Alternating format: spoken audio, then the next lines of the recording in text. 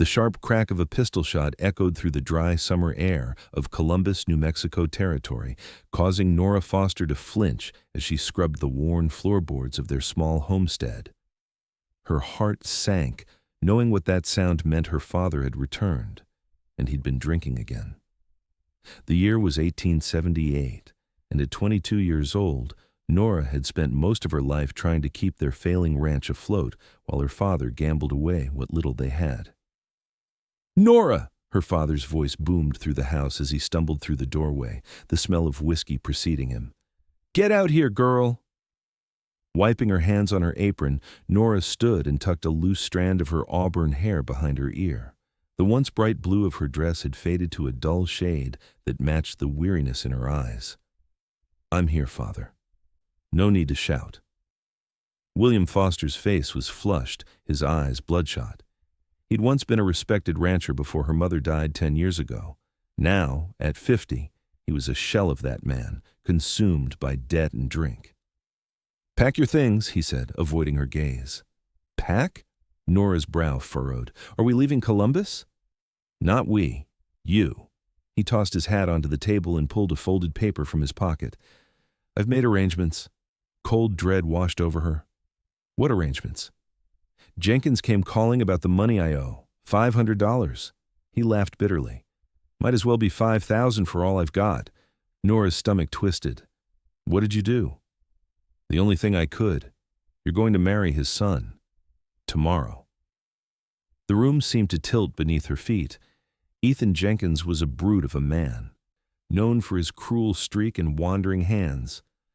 "Father, no. It's done." He slammed his fist on the table, making the dishes rattle. "I signed the contract. You're to be delivered to their ranch by noon tomorrow." "Delivered? Like cattle?" Nora's voice rose with disbelief. "You can't sell your own daughter." "I can, and I have." He thrust the paper toward her. "Your bride price clears my debts. Be grateful someone wants you at all." Tears burned in Nora's eyes as she stared at the contract, her father's shaky signature at the bottom, her entire life reduced to a transaction. "How could you do this?" she whispered. "Stop your blubbering and pack your things." He turned away, unable to face her. "You leave at first light?" Sleep evaded Nora that night as she lay on her narrow bed, her small bag packed beside her. Dawn had barely broken when she heard hoofbeats approaching their homestead. It was too early for the Jenkins men. Wiping her tears, she peered through the window to see a lone rider dismounting from a magnificent chestnut stallion. The stranger was tall and broad-shouldered, dressed in simple but well-kept clothes, dark trousers, a blue shirt, and a black leather vest. His face was partially obscured by his wide-brimmed hat, but she could see he was clean-shaven with a strong jaw. A gun belt hung at his hip, the holster worn in a way that suggested familiarity rather than show. Her father strode out to meet him, and Nora slipped closer to the door to listen. "Travis Everett," the stranger introduced himself, his voice deep and steady. "Heard you might be in some trouble, Foster." "What's it to you?" her father replied gruffly. "Word travels. Jenkins isn't known for his generosity when collecting debts." The man named Travis glanced toward the house, and Nora ducked back from the window. "Also heard how you're planning to settle those debts." Her father spat on the ground. "My business is my own. I'm making it mine." Travis reached into his vest and pulled out a leather pouch that clinked heavily. $1,000, double what Jenkins offered for the contract. Nora's breath caught. This stranger was offering to buy her instead. Her momentary hope curdled into fresh despair. "Why would you pay double?" her father asked suspiciously. "My reasons are my own," Travis replied. "Do we have a deal?" Greed overcame William Foster's suspicion. He snatched the pouch, weighing it in his hand. "She's not much of a looker, but she works hard enough." "I'll need that contract," Travis said, his voice hardening. Her father disappeared inside, brushing past Nora without acknowledging her, and returned moments later with the paper. Travis examined it carefully before reaching into his saddlebag for a small metal container. He opened it, struck a match, and to Nora's astonishment, set the contract aflame. "What in tarnation are you doing?" Her father lunged forward, but Travis held the burning paper just out of reach. "Making sure this transaction is complete," Travis said calmly, watching the paper curl and blacken until nothing remained but ashes that scattered in the morning breeze. "Miss Foster isn't property to be traded." Nora stepped onto the porch, unable to comprehend what was happening. "You burned it?" Travis turned toward her, and she got her first clear look at his face, handsome, with intense gray eyes that crinkled slightly at the corners. "I did." "But why?" "Nora, get your things," her father interrupted. "This man's paid good money for you." "No," Travis corrected firmly. "I paid to destroy that contract, not to own your daughter." He tipped his hat to Nora. "Madam, you're not obligated to go anywhere or marry anyone. That includes me." Confusion washed over her. "I don't understand." "Your father can't sell what isn't his to sell," Travis said simply. "You're free to choose your own path." Her father's face darkened with anger. "Now see here, Everett." "The transaction is complete," Travis cut him off, his hand resting casually near his holster. "Unless you'd prefer I have a word with the marshal about selling human beings." William Foster's mouth snapped shut and he retreated a step. "Miss Foster," Travis continued, "I'd be happy to escort you to town or wherever you wish to go for your safety." Nora stood frozen, staring at this stranger who had just altered the course of her life with a bag of gold and a match. Her father wouldn't meet her eyes, already turning the pouch of money over in his hands. "Why would you do this for someone you don't know?" she finally asked. Something flickered in Travis's eyes, a shadow of old pain. "Let's just say I've seen what happens when good people are treated like commodities." He extended his hand. "The choice is yours, Miss Foster." Nora looked back at the small house that had been her prison for so long, at her father, who had been willing to sell her to save himself. Then she looked at Travis Everett's outstretched hand, offering not ownership, but escape. "I'll get my bag," she said. The journey into Columbus was spent in silence, with Nora seated behind Travis on his stallion, her small bag of possessions tied to the saddle.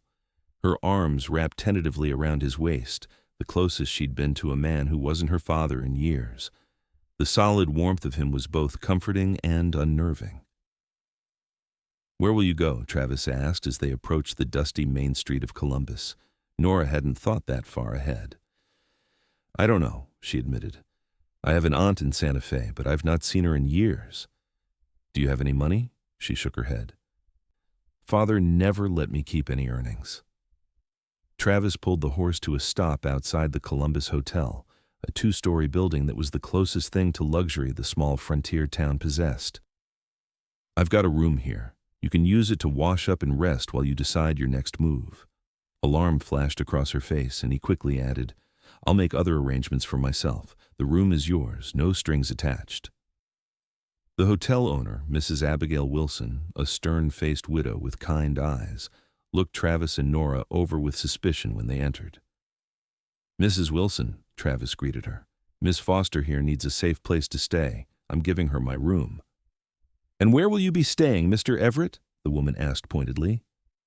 "I'll find other accommodations," he answered. "I'd also like to pay for Miss Foster's board for 2 weeks in advance." Mrs. Wilson's expression softened slightly. "Very well. Miss Foster, come with me. I'll show you to your room and have some hot water brought up so you can freshen up." As Nora followed Mrs. Wilson up the stairs, she glanced back at Travis, who stood with his hat in his hands. "Thank you," she said softly. He nodded once. "I'll check in on you tomorrow, if that's all right. Make sure you have everything you need." The room was small but clean, with a proper bed, a washstand, and a window overlooking the main street. After Mrs. Wilson left, Nora sat on the edge of the bed, overwhelmed by the morning's events. She had gone from being sold to a man she feared to being freed by a man she didn't know. Freedom felt precarious, unfamiliar. The next morning, Nora woke to sunlight streaming through the curtains. For the first time in years, she hadn't risen before dawn to tend to chores. After washing and dressing in her second dress, a faded green cotton that had once belonged to her mother, she ventured downstairs. Mrs. Wilson was in the small dining room, directing a young girl setting tables. Ah, Miss Foster. Mr. Everett left word that you're to have a proper breakfast. Said you might not have had one in some time. Nora's cheeks warmed. That's very kind, but unnecessary. Nonsense. Mrs. Wilson gestured to a table. Sit, eat. Then we can talk about earning your keep if you're planning to stay in Columbus. Over a breakfast of eggs, bacon, and fresh bread, more food than Nora typically saw in a day, Mrs. Wilson explained that she needed help with the hotel's laundry and cleaning. It doesn't pay much, she admitted, but you'd have a small room off the kitchen and meals included. I accept, Nora said quickly. I'm a hard worker. So Mr. Everett said. Mrs. Wilson studied her curiously. How do you know him? Nora hesitated, unsure how to explain. He helped me out of a difficult situation. I don't really know him at all. Mrs. Wilson nodded sagely. He's been staying here on and off for nearly a month. Quiet sort, polite, pays on time, been asking questions around town about the Jenkins family and your father. Questions? About their dealings. Mrs. Wilson lowered her voice. Not the first time Jenkins has tried collecting debts in unsavory ways. Mr. Everett seemed particularly interested in that. Before Nora could ask more, the front door opened and Travis walked in. He'd clearly bathed and changed his clothes, a fresh shirt, and his vest looked recently brushed. He spotted Nora and approached, removing his hat. Miss Foster, did you sleep well? Yes, thank you. Mrs. Wilson has offered me work here at the hotel. Relief crossed his features. That's good news. I should get to work, Mrs. Wilson said, standing. Miss Foster, take your time with breakfast. You can start your duties after. When they were alone, Nora finally asked the question that had been burning in her mind. Why did you help me, Mr. Everett? The truth this time.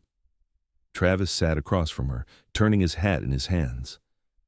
I've been tracking Jenkins and his associates for some time. They've been running a scheme across the territory, lending money to desperate folks, then taking payment in land, livestock, or, he met her eyes, other ways. You're a lawman, she guessed. He shook his head. No, just someone who's seen the damage they've done. He paused, then added, My sister was caught in a similar situation 3 years ago. By the time I found her, his jaw tightened. I was too late. Understanding dawned. I'm sorry. When I heard what your father had agreed to, I couldn't stand by. His gray eyes held hers. No one should be treated as property. What will happen to my father and the Jenkins family? I've been gathering evidence. The marshal in Silver City is a good man. Once I deliver what I've collected, they'll likely face charges. He hesitated. Your father may as well, for his part in it. Nora nodded, a conflicted mix of emotions washing over her. Despite everything, her father was still her father. I'll be leaving tomorrow, Travis continued, heading to Silver City. You'll be safe here with Mrs. Wilson. Disappointment flickered through her, surprising in its intensity. Of course. Thank you again for your help, Mr. Everett. Travis, he corrected with a small smile. If you don't mind. Travis, she repeated. And I'm Nora. His smile widened slightly. Nora. The way he said her name made something warm unfurl in her chest. Would you allow me to buy you dinner tonight, before I leave? Just as friends. The invitation caught her off guard. She'd never been courted or even taken to dinner. I would like that, she found herself saying. That evening, Travis escorted Nora to the town's only restaurant, a modest establishment attached to the saloon, but separated enough to be respectable. He'd clearly spoken to the owner in advance as they were seated at a table in the corner, away from the noise, and with a small bouquet of wildflowers as a centerpiece. Nora wore her green dress, which Mrs. Wilson had helped her press. She'd also loosened her hair from its usual tight bun, allowing it to fall in soft waves around her shoulders. You look lovely, Travis said as he held her chair for her. Thank you. She smoothed her skirt nervously. I'm not used to dining out. Neither am I, to be honest. His confession made her feel better. I spend most of my time on the trail. Over a simple but delicious meal of beef stew and fresh bread, they talked. Travis told her about his ranch near Silver City, which his foreman had been managing during his absence. Nora shared stories of her childhood before her mother died, when the ranch had been prosperous and her father kind. "What will you do now?" Travis asked as they finished their meal. "Work for Mrs. Wilson, save some money." Nora traced the rim of her water glass. "Maybe one day open a small shop. I'm quite good at sewing." "You could still go to your aunt in Santa Fe," he suggested. Nora shook her head. "I think it's time I make my own way." Pride shone in his eyes. "I admire that." As they walked back to the hotel under a canopy of stars, their hands brushed occasionally, sending small shivers up Nora's arm. At the hotel entrance, they paused. "What time do you leave tomorrow?" she asked. "At first light." He hesitated, then added, "I could write to you, if you'd like, just to make sure you're doing all right." "I'd like that very much." He reached for her hand, holding it gently. "Goodbye, Nora Foster. Goodbye, Travis Everett." She watched him walk away, feeling as though something significant was ending before it had truly begun. The next morning, Nora rose early, hoping to see Travis off, but when she went downstairs, Mrs. Wilson informed her that he had already left. "He paid for another month of your board," Mrs. Wilson added, "said he wanted to make sure you had time to get on your feet properly." Touched by his thoughtfulness, Nora threw herself into her new duties. The work was hard, but satisfying, laundering sheets, cleaning rooms, serving breakfast to guests. Each night, she fell into bed exhausted, but with a sense of accomplishment she'd never known on her father's ranch. 2 weeks after Travis's departure, Mrs. Wilson handed her a letter. "Special delivery from Silver City," she said with a knowing smile. Nora took the envelope with trembling hands, waiting until she was alone in her small room to open it. "Dear Nora, I hope this letter finds you well and settling into your new life in Columbus. My business in Silver City is concluded. Jenkins and his associates have been arrested, and the marshal assures me they will face justice for their schemes. I regret to inform you that your father was also taken into custody for his role, though his cooperation may result in a lighter sentence. I know this news may bring you pain, for which I am sorry. My ranch is quieter than I remembered, perhaps because I find myself thinking of our conversations and wondering how you are faring. If you have need of anything, please don't hesitate to write. Respectfully yours, Travis Everett." Nora read the letter 3 times before carefully folding it and placing it in her small trunk. That night, she borrowed paper and ink from Mrs. Wilson and composed her reply. "Dear Travis, your letter brought me joy, not only to hear of your safe arrival in Silver City, but to know that those who would have harmed others will face consequences. As for my father, I have made my peace with his actions. He made his choices, as I now make mine. Life at the hotel suits me well. Mrs. Wilson is strict but fair, and I've begun taking in mending work from hotel guests for extra money. My hope is to save enough to one day open a small dress shop. Columbus seems different now that I am free to experience it on my own terms. Yesterday, I walked to the edge of town just to watch the sunset over the desert, a simple pleasure I never had time for before. I find myself thinking of our dinner conversation often and hope your ranch is providing the comfort of home after your time away. Sincerely, Nora Foster." Over the next 3 months, their correspondence continued. Travis wrote of his ranch, the new foals born that spring, the challenges of a dry summer, his hopes for expanding his herd. Nora shared her growing savings, her friendship with Mrs. Wilson's granddaughter Lily, and her progress in creating a small sewing business from her room at the hotel. Their letters grew longer, more personal. Travis confided his guilt over not saving his sister in time. Nora revealed her fears of ending up alone like her mother, who had withered away under her father's neglect. What began as courtesy evolved into something deeper, a connection neither had expected, but both had come to treasure. In late October, Nora received a letter different from the others. "Dear Nora, I find myself with business that requires travel to Columbus next week. I would very much like to see you, if you are amenable. I will understand if you prefer not to, as our acquaintance was formed under unusual circumstances. Should you wish to meet, I will arrive on Tuesday's stage and stay at Wilson's Hotel for 3 days. With anticipation, Nora's heart raced as she read his words. For days she alternated between excitement and anxiety. What if he was disappointed when he saw her again? What if the connection they felt through letters didn't translate to their in-person interaction? When Tuesday arrived, Nora took extra care with her appearance. The past months of good food and rest had softened the sharp angles of her face, and her work had given her a quiet confidence she'd never possessed before. She wore a new dress she'd made herself a deep blue that brought out the color of her eyes. The stagecoach was due at noon. By 11, Nora couldn't focus on her work. Mrs. Wilson shooed her outside. "Go on. You're no use to me like this. Wait for him at the station if you must." Nora paced the short wooden platform of the stage station, earning knowing smiles from the station master. When the cloud of dust appeared on the horizon, announcing the stage's approach, her stomach twisted with nerves. The coach rattled to a stop and passengers began disembarking. Travis was the last to step down, looking travel-worn but alert. His eyes scanned the platform until they found her, and the smile that spread across his face sent warmth flooding through her. "Nora," he said, closing the distance between them in long strides, "you're a sight for sore eyes." "Welcome to Columbus," she replied, suddenly shy. "Again?" He laughed, the sound rich and genuine. "It looks much the same, but you—" His gaze took in her new dress, her healthier appearance. "You look wonderful." "Thank you. Your letters mentioned business in town?" "Yes." He cleared his throat. "Very important business."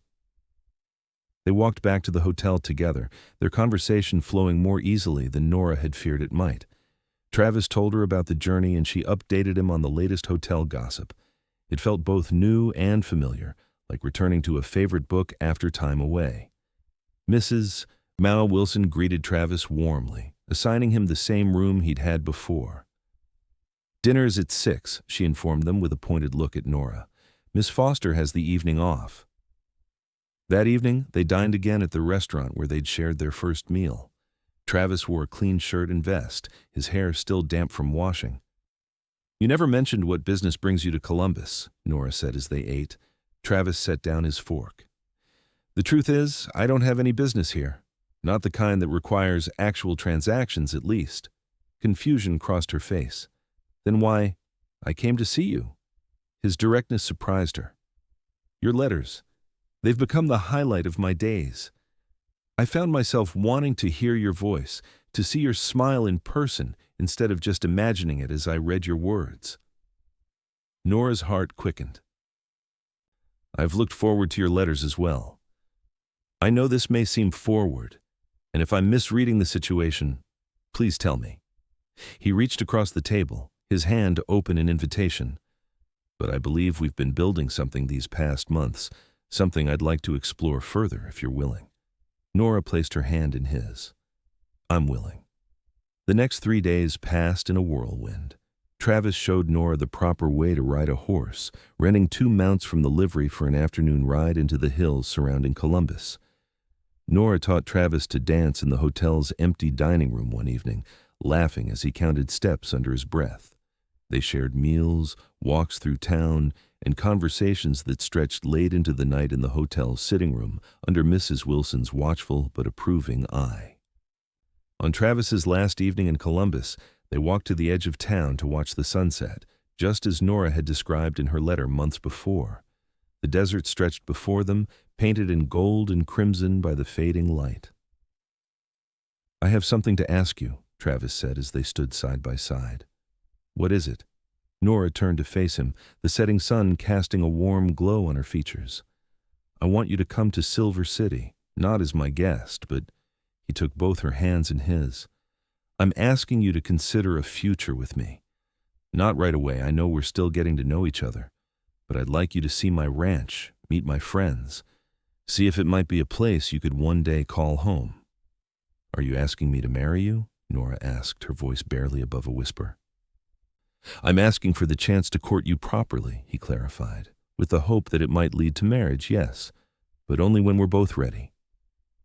Nora looked out at the vast landscape, then back at the man before her, a man who had freed her without expecting anything in return, who had written letters that made her laugh and think and hope. "When would we leave?" she asked. His face brightened. "You'll come?" "Yes." The certainty in her voice surprised even her. "I want to see this ranch you've written so much about." Travis's smile was radiant as he pulled her into an embrace. "We can leave whenever you're ready. A week from now? 2? 2 weeks, she decided. I need to finish some sewing projects and properly thank Mrs. Wilson for all she's done." As the last rays of sunlight disappeared beyond the horizon, Travis gently tilted her chin up. "May I?" he asked softly. Nora nodded, and his lips met hers in a tender kiss that held both promise and respect. When they parted, she felt as though a new chapter of her life was beginning, one she was choosing freely. The 2 weeks passed quickly as Nora prepared for her journey. Mrs. Wilson helped her sew a new traveling dress and offered practical advice about making such a significant change. "He's a good man," Mrs. Wilson said the night before Nora's departure. "I've seen enough in my years to recognize that. But remember, you have choices now. If Silver City doesn't suit you, or if he doesn't suit you upon closer acquaintance, you always have a place here." "Thank you," Nora hugged the older woman, who had become like family. "For everything." The journey to Silver City took 2 full days by stagecoach. Travis pointed out landmarks along the way, his hand often finding Nora's as they navigated the rutted roads. They stayed overnight at a way station, with Travis taking a room adjacent to Nora's and a motherly innkeeper keeping watchful eyes on them both. As they approached Silver City in the late afternoon of the second day, Nora's nervousness returned. What if she didn't belong here? What if Travis's friends didn't approve of her? "There it is," Travis said, pointing to a cluster of buildings nestled in a valley surrounded by mountains. "Silver City, and my ranch is about 5 miles beyond it." Silver City was larger than Columbus, with more substantial buildings and a bustling main street. As they passed through town, several people called out greetings to Travis, who waved back with a warm smile. "Popular, aren't you?" Nora teased. "Small towns," he replied with a shrug. "Everyone knows everyone." They continued past the town limits, following a well-maintained road that wound through rolling grasslands. Finally, they crested a hill, and Travis pointed ahead. Home. The Everett Ranch spread out below them, a large main house with a wide porch, several outbuildings, corrals, and pastures where cattle grazed. Smoke curled from the chimney, and Nora could make out figures moving about the yard. "It's beautiful," she breathed. As they pulled into the yard, a tall, lean man with gray-streaked hair emerged from the barn. "About time you got back," he called. "Was beginning to think you'd found greener pastures." "Frank," Travis greeted him warmly as he helped Nora down from the coach. "I'd like you to meet Miss Nora Foster. Nora, this is Frank Myers, my foreman and oldest friend." Frank tipped his hat. "Madam, heard a lot about you from Travis's letters. Welcome to the Everett Ranch." A middle-aged woman with a kind face bustled out of the house, wiping her hands on her apron. "Travis, you should have sent word you were arriving today. I'd have prepared something special." "Nora, this is Margaret Dawson, our housekeeper and the best cook in the territory." Travis introduced them. "Margaret, Miss Foster." "It's lovely to meet you both," Nora said, suddenly aware of how everyone was studying her. "Come inside," Margaret insisted. "You must be exhausted from the journey." "I'll show you to your room and have hot water brought up right away." The main house was larger than Nora had expected, built with obvious care and attention to detail. Polished wood floors, comfortable furniture, and large windows that let in abundant light created a welcoming atmosphere. Margaret led her upstairs to a spacious bedroom with its own washstand, wardrobe, and a bed covered in a handmade quilt. "Travis had this room prepared special," Margaret confided. "Had me air out the linens twice and dust every surface. Never seen him so particular." Nora's cheeks warmed. "He's been very kind," Margaret patted her arm. He's a good man who's been alone too long. Dinner's at 6. Rest up until then. After washing away the travel dust and changing into a fresh dress, Nora joined Travis and his staff for dinner in the large kitchen. Besides Frank and Margaret, there were 2 young ranch hands who blushed and stammered when introduced to Nora, clearly unaccustomed to female company. The meal was relaxed and filled with laughter as Frank regaled them with stories of Travis's early days learning to ranch. "You should have seen him trying to rope his first calf," Frank chuckled. "Ended up roping himself instead." "Thank you for that, Frank," Travis said dryly, but his eyes danced with good humor. "I'm sure Nora needed to know about all my failures." "Not failures," Frank corrected. "Learning experiences." After dinner, Travis showed Nora around the ranch as the sun began to set, pointing out the barn, the corrals, and the bunkhouse where the hands stayed. "And over there," he pointed to a distant pasture, "is where I'm planning to build the new breeding pens come spring." "You've built something wonderful here," Nora said, taking in the scope of the operation. "It's been a labor of love." Travis's gaze shifted to her. "But it's felt incomplete lately." "How so?" "A house needs a home." His eyes held hers. "And a home needs more than just one person in it." The days at the ranch fell into a pleasant routine. Nora helped Margaret with household tasks in the mornings, then often accompanied Travis on his afternoon rounds of the property.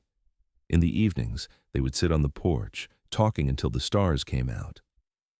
A week after her arrival, Travis took Nora to town to meet his friends and conduct some business. Silver City was having a small harvest festival, with merchants displaying their wares in the town square. As they walked among the stalls, Travis kept a respectful hand at the small of Nora's back, introducing her to what seemed like half the town. Everyone was welcoming, though Nora noticed several women eyeing her with obvious curiosity. "Travis Everett, as I live and breathe," a feminine voice called out. A striking blonde woman approached, dressed in an elegant burgundy gown that emphasized her considerable charms. "You've been scarce lately." "Rebecca," Travis nodded politely. "Allow me to introduce Miss Nora Foster. Nora, this is Rebecca Palmer. Her father owns the bank." "Charmed," Rebecca said, though her smile didn't reach her eyes as she assessed Nora. "And where did Travis find you, dear?" "Columbus," Nora replied simply. "How quaint." Rebecca turned her attention back to Travis. "Father was hoping you'd stop by the bank today. Something about that land expansion you were considering." "I'll make time," Travis promised. "If you'll excuse us, I promise to show Nora the mercantile." As they walked away, Nora couldn't help asking, "Is she an old friend?" Travis hesitated. "Rebecca has certain expectations. Her father and I have done business together, and she's interpreted that as interest." "She's beautiful," Nora observed, trying to keep her tone neutral. "Yes," Travis agreed, "but beauty comes in many forms." He stopped walking and turned to face her. "The kind that matters most is the kind that shines from within, the kind that makes a woman brave enough to start over in a new town with nothing but her own abilities to rely on. The kind that makes her write letters that can make a man laugh out loud one minute and reflect deeply the next." Warmth spread through Nora's chest. "You have quite a way with words, Mr. Everett." "Only when I'm inspired, Miss Foster." At the mercantile, Travis introduced Nora to the owner, Samuel Blackburn, a jovial man with spectacles perched on his nose. "Travis mentioned you're quite the seamstress," Samuel said after the pleasantries were exchanged. "My wife's been looking for someone to help with alterations. Our usual girl moved to Tucson last month." "I'd be happy to help," Nora replied, pleased at the prospect of useful work. "Excellent. Come by tomorrow if you have time, and she'll show you what needs doing." As they continued through town, Nora realized Travis had been paving the way for her, mentioning her skills to people who might need them. The thoughtfulness of it touched her deeply. Their last stop was the Silver City Gazette, where Travis introduced her to the editor, a serious man named Edward Holt. "Miss Foster," Edward greeted her. "Travis tells me you might be interested in our small town's history." "I am," she confirmed. "I believe understanding a place's past helps in becoming part of its present. Edward nodded approvingly and pulled out a bound collection of old newspapers. These go back to the town's founding. You're welcome to borrow them. That evening, as they rode back to the ranch, Nora broke the comfortable silence. You've been telling people about me? Travis glanced over. I may have mentioned you to a few folks. Why? Because I want you to find your place here. If that's what you choose. His expression grew serious. I don't want you to stay because you feel obligated to me. I want you to stay because Silver City becomes somewhere you want to be. And if I decide it isn't, then I'll take you wherever you want to go, he said simply, though I admit I hope it doesn't come to that. The sincerity in his voice made Nora's heart swell. Thank you for understanding that I need to make my own choices now. Always. As autumn deepened into winter, Nora found herself increasingly integrated into life at the Everett Ranch and in Silver City. She established a small but steady business, doing mending and alterations for the mercantile, began helping the school teacher with reading lessons for adult students, and became friends with several local women who welcomed her into their sewing circle. At the ranch, she and Margaret worked together to make the house more comfortable, adding touches that had been missing under bachelor management. Travis watched these changes with evident pleasure, often finding excuses to be in whatever room Nora was working on. One evening in early December, a fierce snowstorm descended on the region. Travis and his men worked frantically to secure the livestock and buildings before the worst hit. When he finally came into the house, he was covered in snow and half frozen. Get those wet clothes off before you catch your death, Margaret ordered, already heating water for a bath. Nora brought him hot coffee as he sat by the fire after changing. Is everyone all right? Yes, though we lost track of a few calves.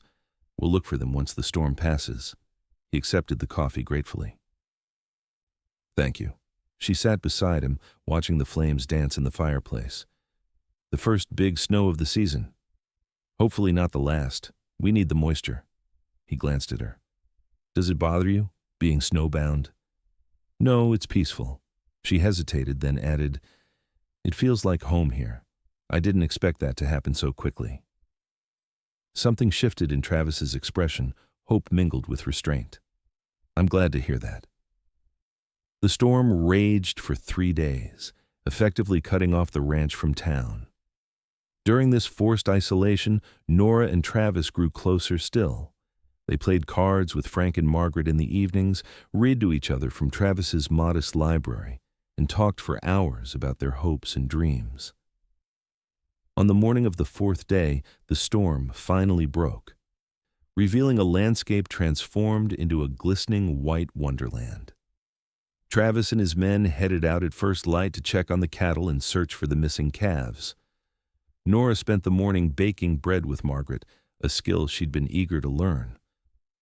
By mid-afternoon, when the men hadn't returned, she began to worry. They'll be fine, Margaret assured her. Travis knows these lands better than anyone. Just before dusk, Nora spotted riders approaching. Travis and Frank were leading the way, with the 2 ranch hands following. Between them, they had 3 small calves draped across their saddles. Found them huddled in a ravine, Travis explained as they carefully transferred the half-frozen animals to the barn. They need warming up, but they'll live. For the next several hours, Nora helped tend to the calves, rubbing them with blankets and feeding them warm milk from bottles. Travis worked alongside her, his hands sure and gentle as he cared for the young animals. You're good at this, he observed as Nora coaxed a reluctant calf to take the bottle.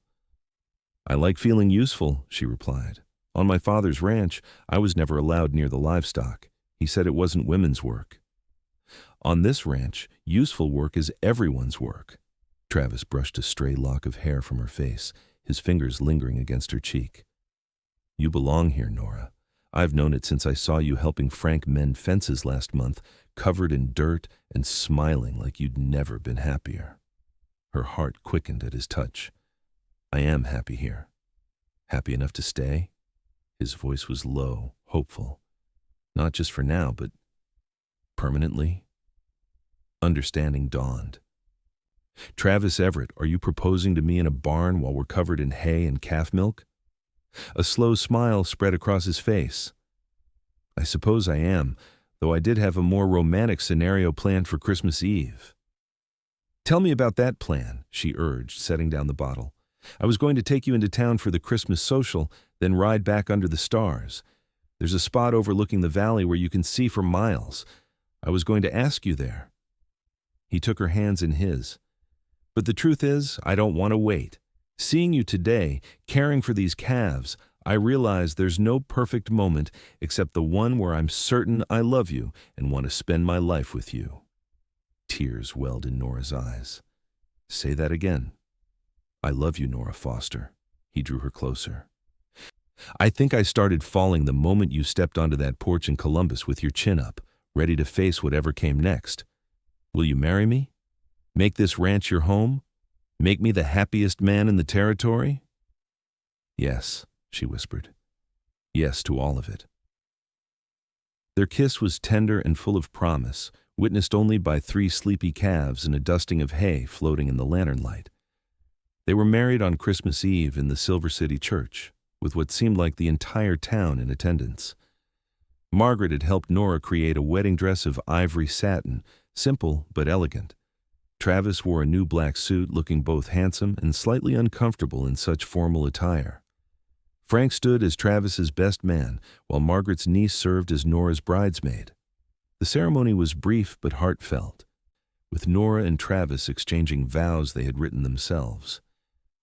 I promise to never see you as anything but my equal partner, Travis vowed, to cherish your independence as much as I cherish your company, to build a life that honors both our dreams. I promise to choose you freely every day, Nora responded, to stand beside you in all seasons, to make a home with you that shelters not just our bodies, but our hearts. The celebration afterward at the town hall was joyous, with music, dancing, and enough food to feed half the territory. Even Rebecca Palmer offered her congratulations, though her smile remained brittle. As midnight approached, Travis led Nora away from the festivities and back to their waiting carriage. Where are we going? She asked. The ranch? Eventually. His eyes twinkled with mystery. But first, I have something to show you. He drove them up a winding path into the foothills, finally stopping at a promontory overlooking the valley. Silver City twinkled below them, and the stars above were diamond-like in the clear winter sky. This is where I was going to propose, Travis explained, helping her from the carriage and wrapping a warm blanket around them both. But I thought it might still make a fine spot for a wedding night picnic. From beneath the seat, he produced a basket containing a bottle of wine, 2 glasses, and some of the wedding cake wrapped in cloth. It's perfect, Nora breathed, taking in the panoramic view. I've never seen anything so beautiful. I have, Travis replied, his gaze fixed on her. They shared the wine and cake, talking softly and savoring the moment. When Nora shivered despite the blanket, Travis suggested they head home. Home, she repeated, tasting the word. Our home. The ranch house had been transformed in their absence. Margaret had placed candles in their bedroom, turned down the bed with fresh linens, and left a small bouquet of winter greenery on the dresser, before tactfully taking herself to her sisters in town for the night. That night, Travis and Nora discovered each other fully for the first time, with tenderness, patience, and growing passion. As they lay entwined afterward, Nora traced the outline of Travis's face in the moonlight. "What are you thinking?" he asked softly. "That 6 months ago I thought my life was over when my father sold me like cattle.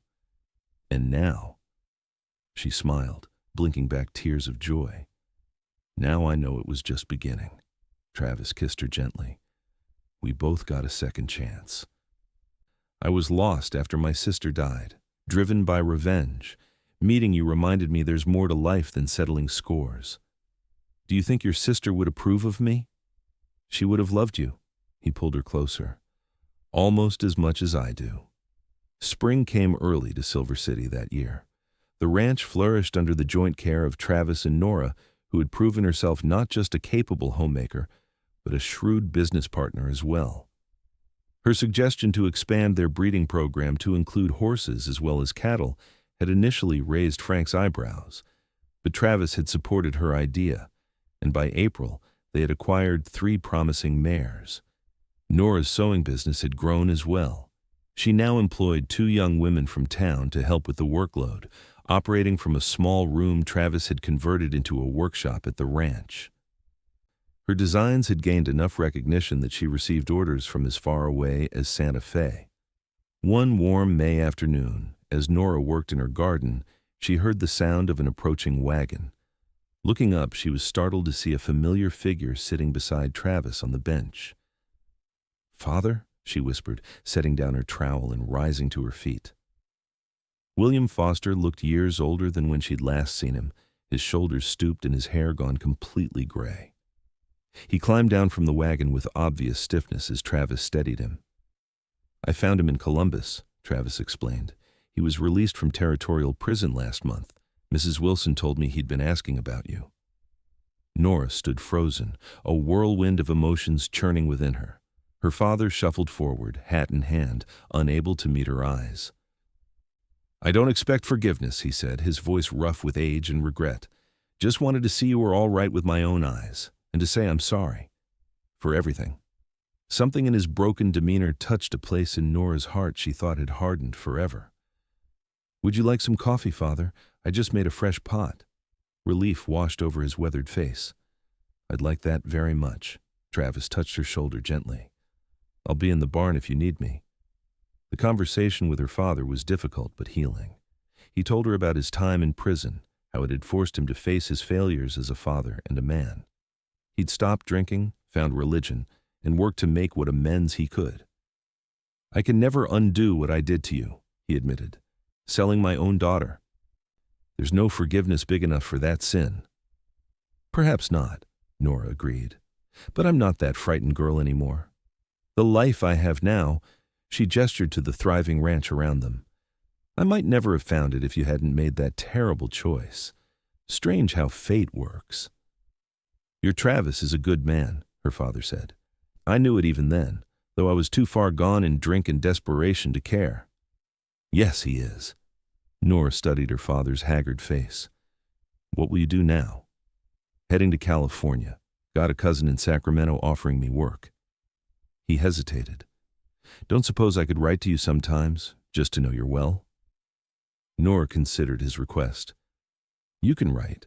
I can't promise I'll always answer, but I would like to know you're well too." When Travis returned from the barn, he found them sitting in silence on the porch, not quite reconciled, but at peace. "Your father's welcome to stay the night before continuing his journey," he offered. William shook his head. "Best I move on. Got a stage to catch in town." He stood, placing his hat on his head. "Thank you both for your kindness. It's more than I deserve." As Travis drove him back to town, Nora remained on the porch, reflecting on how completely her life had changed. From a daughter treated as property to a wife, businesswoman, and mistress of a thriving ranch, the transformation seemed almost unbelievable. That evening, as she and Travis sat on the porch watching the sunset, she told him her news she'd confirmed just that morning. "I'm with child," she said softly. "Due in late autumn." Travis stared at her in wonder before breaking into a radiant smile. He knelt before her chair, placing a gentle hand on her still flat stomach. "A child," he repeated, his voice thick with emotion. "Our child." "The beginning of our family," Nora agreed, covering his hand with her own. "Are you happy, Nora? Truly happy?" He searched her face. "I want to be sure I've given you the life you deserve." "We've built this life together," she corrected him. "And yes, I'm deeply, completely happy." The baby was born on a crisp November morning, a healthy boy they named Samuel William Everett. He had his father's gray eyes and a shock of dark hair that Travis claimed came from Nora's side. As Nora nursed their son before the fire that first evening, Travis sat beside them, his expression one of contentment and awe.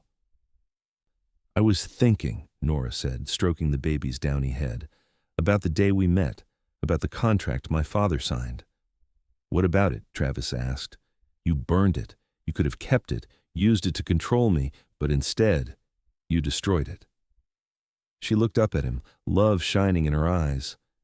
"That's when I first felt hope, watching those ashes blow away in the wind." Travis leaned over to kiss her gently. "I didn't want a woman bound by paper. I wanted one who chose to stay. And I have chosen. Every day." She smiled, glancing down at their son, "And will continue to choose this life we've built together." Outside, the first snow of winter began to fall, dusting the Everett ranch in white. Inside, warmed by fire and family, Nora and Travis embraced their future, one forged not from obligation or ownership, but from love freely given and received. 5 years later, the Everett Ranch had grown into one of the most prosperous in the territory. Travis and Nora now had 3 children, Samuel, their eldest at 5, Elizabeth, a spirited 3-year-old, and James, just learning to walk at 10 months. Nora's sewing business had expanded into a proper dress shop in Silver City, managed by her trusted assistant, while Nora oversaw operations from the ranch. Travis had been elected to the Territorial Council, his fair dealings and honest reputation earning him the respect of ranchers and townspeople alike. On the anniversary of their wedding, Travis surprised Nora with a special gift, the deed to the parcel of land where he had taken her on their wedding night. "I thought we might build a small cabin there," he explained as they rode out to the spot, their children left in Margaret's capable care for the afternoon. "Somewhere just for us when we need a moment away from all the demands of the ranch and the children." Nora surveyed the beautiful location with its sweeping views. "It's perfect, but when would we find time to use it?" "We'll make time," Travis insisted, drawing her into his arms, "just as we've made time for each other through all the changes in our lives." As they stood together on the promontory, Nora reflected on the journey that had brought her here, from a frightened woman sold like property to a respected businesswoman, beloved wife, and mother. The road had not always been smooth, but every step had led her to this place of profound happiness. "I love you, Travis Everett," she said, resting her head against his chest. "Thank you for burning that contract all those years ago." "Best fire I ever started," he replied, kissing the top of her head. "Though I'd say what rose from those ashes has been even more remarkable." Together, they watched the sun begin its descent over the land they both loved, the land where they had found each other, built a family, and created a legacy of love freely chosen, never compelled. "Come on," Travis said eventually, helping her back onto her horse. "Let's go home to our children." And as they rode back to the ranch side by side, Nora knew that while her life's beginning had been marked by bondage, its continuation would forever be defined by freedom, the freedom to love, to choose, and to build a future unbounded by the constraints of her past.